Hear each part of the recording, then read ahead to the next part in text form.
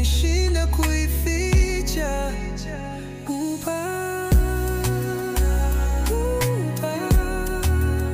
Siri ya huba, love and pain.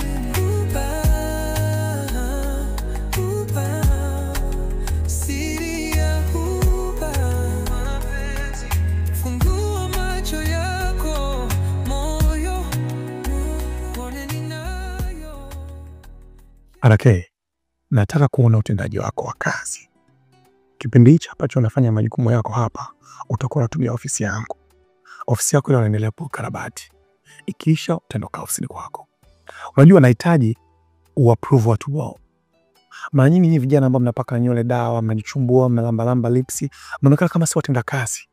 Kama wasichana ambao mnapenda kufuga na majimama, lakini RK nakuhakikishia ukitenda kazi vizuri, ukaapprove watu wrong, hata yule bosi aliyekufukuza kazi atamani kupe kazi.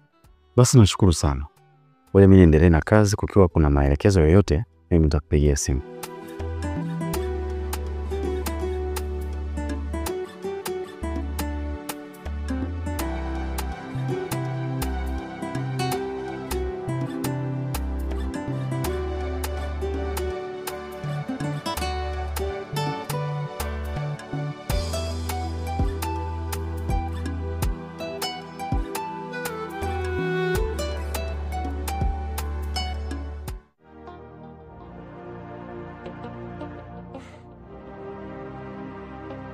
Bibi, kuna jambo nahitaji kuongea na wewe.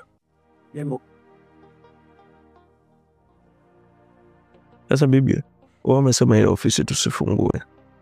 Mimi nitaendelea kukaa hapa nyumbani bila kufanya kazi mpaka lini? Mpaka zitakapopatikana hizo pesa. Lakini aliyeiba si anajulikana. Kwa nini usifanye maamuzi tukamaliza hii kesi?